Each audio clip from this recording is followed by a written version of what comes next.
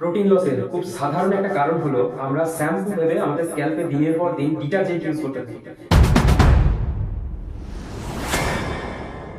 নমস্কার, দা পরমাটিক্সে স্বাগত জানাই। গত ভিডিওতে আলোচনা করেছিলাম যে চুলের 5 স্টেপের কথা, যে স্টেপগুলি আমাদের হেলদি হেয়ারকে ডিটারমাইন করে, এবং সেই স্টেপগুলোর মধ্যে একটা স্টেপের কথা বলেওছিলাম যে স্টেপটা ছিল স্ট্রেংথ অ্যান্ড সাইন। এখন কথা বলবো বাকি 4টে স্টেপ নিয়ে। নেক্সট স্টেপ ছিল আমাদের কি, টেক্সচার, তাই তো? চুলের টেক্সচার, চুলের টেক্সচার অর্থাৎ চুলের গঠন। এবারে আমরা গঠন বলতে কি বুঝি? চুলের টেক্সচার বা গঠন বলতে চুলকে বোঝায় যে চুলের যে ফিজিক্যাল থিকনেস অর্থাৎ ভৌত যে ঘনত্ব এবং তার যে পরিধি একটি চুলে, অর্থাৎ এটা একটা চুল, এটাকে যদি আমি এই চুলটাকে যদি আমি বরাবর কাট করি এবং সেটাকে গোলাকৃতি হিসেবে ভেতর থেকে দেখি, তাহলে চুলের যে ভৌত ঘনত্ব এবং তার যে পরিধি, একটা চুলের কাটা অংশের ভেতরের অংশকে যদি আমরা ধরে নিই তাহলে ঠিক এইরকম দেখতে লাগবে। এটা ভেতরের থিকনেস, এটা বাইরের পরিধি। এই পুরো অংশটাকে আমরা ধরবো এর টেক্সচার, এবং এর সাথে সাথে অর্থাৎ একটি চুলের পুরো বাইরের অংশের যে স্পর্শ অনুভূতি, অর্থাৎ তার যে ফিজিক্যাল টাচ, স্পর্শের অনুভূতি, এই স্পর্শের অনুভূতিটাকে এবং চুলের এই ঘনত্ব এবং তার যে পরিধি, এই পুরো ব্যাপারটাকে আমরা টেক্সচার বলে ধরবো। একটি চুলের টেক্সচার মানে চুলের ফিজিক্যাল থিকনেস এবং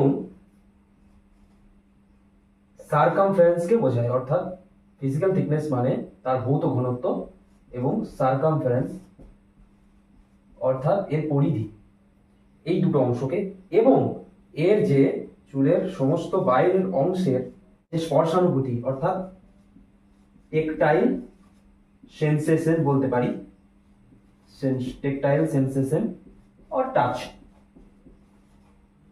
তাহলে আমরা যে চুলের গঠন বা টেক্সচার বলতে আমরা কি বুঝবো? ফিজিক্যাল থিকনেস অর সারকামফারেন্স অর্থাৎ ভৌত ঘনত্ব এবং তার যে পরিধি একটি চুলের ভিতরের অংশের, এবং চুলের বাইরের অংশের টোটাল যে টেকটাইল সেন্সেশন অর্থাৎ এর যে স্পর্শের অনুভূতি, এই পুরোটি নিয়ে আমাদের চুলের থিকনেসকে 3টি ভাগে ভাগ করা হয়েছে। চুলের থিকনেসকে 3টি ভাগে ভাগ করা হয়েছে। একটা কি, একটা হচ্ছে মোটা, হচ্ছে মধ্যবর্তী পর্যায়ে অর্থাৎ মাঝারি বা মধ্যবর্তী, এবং আরেকটি হচ্ছে পাতলা। চুলের টেক্সচারের এই 3টি গঠন, মোটা, মধ্যবর্তী অর্থাৎ মাঝারি এবং পাতলা, এই 3টি টেক্সচারের চুলকে শনাক্ত করা খুবই সহজ।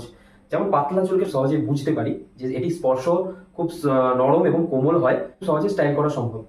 পাতলা চুল খুব সহজে ড্যামেজ হতে পারে বাইরের আঘাতে।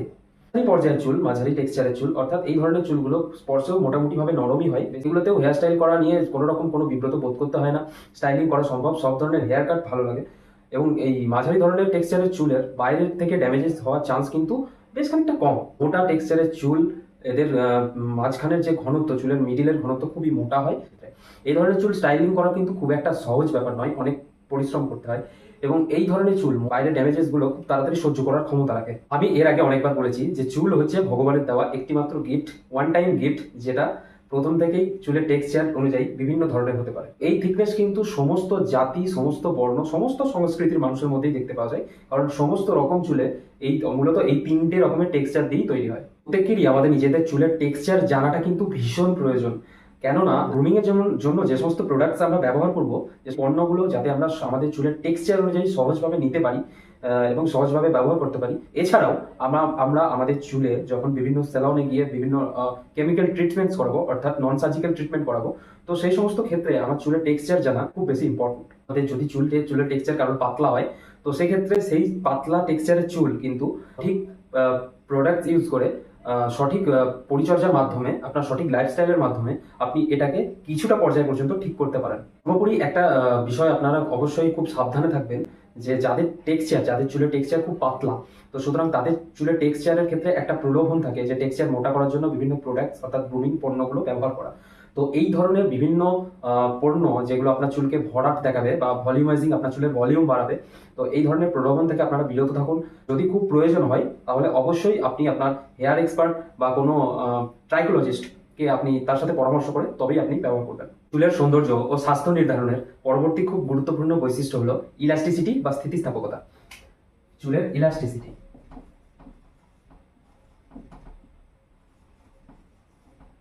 বা স্থিতিস্থাপকতা।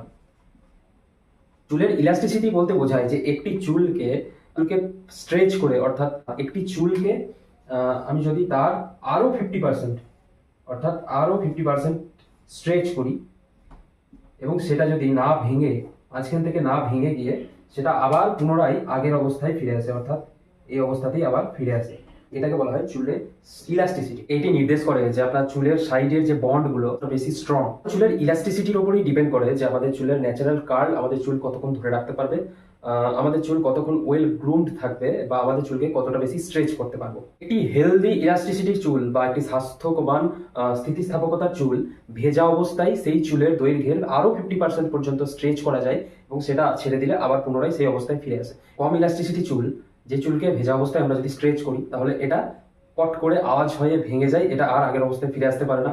এবং এই ধরনের চুলের ক্ষেত্রে বোল্ড গ্রুমিং রাখা খুব বেশি ডিফিকাল্ট। ইলাস্টিসিটিকে ধ্বংস করে সেই ধরনের কাজ থেকে আমরা বিরত থাকবো, যেমন বারবার হেয়ার আয়রন ইউজ করা, ক্রিম্পিং ইউজ করা, বিভিন্ন ধরনের যে হিট প্রদানকারী মেশিনগুলো আছে আমাদের, সেই মেশিনগুলো বারংবার ইউজ করা থেকে আমরা বিরত থাকবো। যদি আমাদের ইলাস্টিসিটি খুব উইক হয় তাহলেই। চুলের ইলাস্টিসিটি সম্পর্কে জানাটা খুব বেশি ইম্পর্টেন্ট, কারণ আপনি যদি আপনার চুলের স্থিতিস্থাপকতা সম্পর্কে জানেন তাহলে আপনার সুবিধা হবে বিভিন্ন হেয়ারস্টাইল এক্সপেরিমেন্ট করার সময় চুলকে ড্যামেজ না করে আপনি সেটা করতে পারবেন। এবারে আসবো নেক্সট স্টেপের কথায়, অর্থাৎ পোরোসিটি। পোরোসিটি অর্থাৎ ছিদ্রতা। পোরোসিটি বলতে বোঝায় আমাদের চুলের ময়েশ্চার শোষণ করার ক্ষমতা। অর্থাৎ এই চুলটা, যদি আমরা চুল বলে ধরি, তার এই যে বাইরের লেয়ারটার নাম বলেছিলাম কিউটিকল, অর্থাৎ এই কিউটিকল লেয়ারের মধ্যে অনেকগুলো স্তর বিন্যাস থাকে, এরকম করে স্তর বিন্যাস থাকে। আমরা একটা চুলকে যদি দেখি মাইক্রোস্কোপে এবং তার এই বাইরের কিউটিকল লেয়ারকে যদি আমরা লক্ষ্য করি, তো তার মধ্যে এরকম একটা করে স্তর বিন্যাস থাকে। তো এই প্রত্যেকটা স্তরের উপর ডিপেন্ড করে আমাদের এই আর্দ্রতা শোষণ করার ক্ষমতা। চুলের পোরোসিটিকেও 3 ভাগে আমরা ভাগ করতে পারি, একটা কম, একটা মাঝারি অবস্থায়, এবং আরেকটা হচ্ছে খুব বেশি। সাধারণত হেলদি চুলে আমাদের কিউটিকল খুব গাঢ় অবস্থায় থাকে,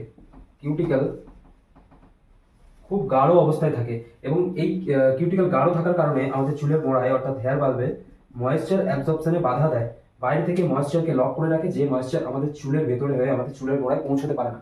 এবং এই ধরনের চুলকে বলা হয় কম পরোসিটিওয়ালা চুল, অর্থাৎ এদের পরোসিটির কম হয়। কম পরোসিটি যুক্ত চুলকে প্রসেস করা খুব বেশি হার্ড এবং বিভিন্ন ধরনের হেয়ার কালার অ্যাবজর্পশন করে খুব কম। অর্থাৎ যে সমস্ত চুলে কম পরোসিটি, সেই সমস্ত চুল কেমিক্যাল ট্রিটমেন্ট করার আগে অবশ্যই এই চুলগুলিকে নরম করে নেওয়া উচিত, যাতে করে কেমিক্যাল ট্রিটমেন্টটা এর মধ্যে স্থায়িত্ব পায়। পরোসিটি যুক্ত চুলের কিউটিকলকে সংকুচিত করতে অ্যাসিড ব্যালেন্সড কন্ডিশনিং ট্রিটমেন্ট, এই ধরনের বিভিন্ন কেমিক্যাল ট্রিটমেন্টের প্রয়োজন হয়, যার ফলে এর কিউটিকলকে সংকুচিত করা সম্ভব। পরস হেয়ার বা বেশি পরোসিটি যুক্ত চুলে কেমিক্যাল ট্রিটমেন্ট করার সময় আমাদের খুব বেশি সতর্কতা অবলম্বন করার প্রয়োজন, কারণ এই ধরনের চুলে কেমিক্যাল ট্রিটমেন্ট, অর্থাৎ স্ট্রেটনিং, পার্মস, এই ধরনের বিভিন্ন কেমিক্যাল ট্রিটমেন্ট এর মধ্যে খুব সহজেই করা যায়। আবার বিভিন্ন জলবায়ুর পরিবর্তনের সাথে সাথে এই ধরনের চুল, যেহেতু এরা খুব তাড়াতাড়ি ময়েশ্চার অ্যাবজর্ব করতে পারে চুলের গোড়া পর্যন্ত, তাই এই ধরনের চুল কিন্তু বিভিন্ন জলবায়ু পরিবর্তনের সাথে সাথে এরাও রিয়াক্ট করতে আরম্ভ করে। তো যেহেতু এই ধরনের চুলে খুব তাড়াতাড়ি কেমিক্যাল ট্রিটমেন্ট করা খুব সহজ কাজ, এবং এই কেমিক্যাল ট্রিটমেন্টের জন্য এদের ক্ষতি বা ড্যামেজেসও খুব তাড়াতাড়ি পর্যন্ত হতে পারে। তো এই ধরনের চুলের কালার অ্যাবজর্পশন খুব দ্রুত হলেও বিভিন্ন ধরনের কালার, যেমন সেমি পার্মানেন্ট, ডেমি পার্মানেন্ট, এরা খুব তাড়াতাড়ি ফেড হয়ে যায়। চুলের কোয়ালিটি, স্বাস্থ্য বজায় রাখতে আপনার চুলের পোরোসিটি জানা কিন্তু আপনার জন্য খুব বেশি ইম্পর্টেন্ট। এবার আসবো সব থেকে লাস্ট স্টেপ, অর্থাৎ প্রোটিন লসের কথায়। Protein loss.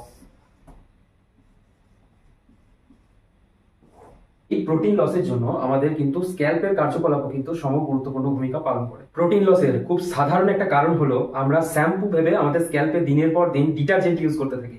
এটা সব থেকে ভয়ঙ্কর একটা কারণ, যেটা আমাদের স্ক্যাল্পের পাশাপাশি আমাদের হেয়ারকে ভীষণভাবে ড্যামেজ করে, হেয়ারের প্রোটিনকে নষ্ট করে। পাশাপাশি বিভিন্ন আমাদের লাইফস্টাইল, ব্যাড লাইফস্টাইলের কারণে আমাদের চুলের প্রোটিন লস হতে পারে। সেটা হচ্ছে বিভিন্ন দানা বা শস্য জাতীয় খাবার থেকে বিরত থাকা, বিভিন্ন প্রোটিন জাতীয় খাবার থেকে বিরত থাকা। প্রোটিন লসের ফলে চুলের কিউটিকল দুর্বল হয়ে পড়ে, চুল পরস হয়ে যায়, অর্থাৎ চুলের পরসিটি বেড়ে যায়। তার ফলে কি হয়, চুল আমাদের আর্দ্রতা অ্যাবসর্ব করে খুব তাড়াতাড়ি, তার ফলে চুল আস্তে আস্তে আস্তে আস্তে ড্যামেজ হয়ে যায়। চুলের কেরাটিন যদি আমরা বরাবর বজায় রাখতে চাই, আমাদের লাইফস্টাইলের মধ্যে, আমাদের খাবারের মধ্যে প্রোটিন ইনটেক করা প্রয়োজন। গ্রুমিং এর জন্য যে সমস্ত প্রোডাক্টস ইউজ করি, সেই সমস্ত প্রোডাক্টস গুলো আমাদের যাচাই করে নেওয়া উচিত আমাদের চুলের টেক্সচার অনুযায়ী। এবং খেয়াল রাখা উচিত যে আমাদের লাইফস্টাইলের মধ্যে কোথাও যেন না আমরা এমন ক্ষতি করি যাতে করে আমাদের চুলের প্রত্যেকটা পার্টের ক্ষতি হয়, আমাদের স্ক্যাল্পের ক্ষতি হয়, তথা আমাদের চুলটাকে আমরা হারিয়ে ফেলি।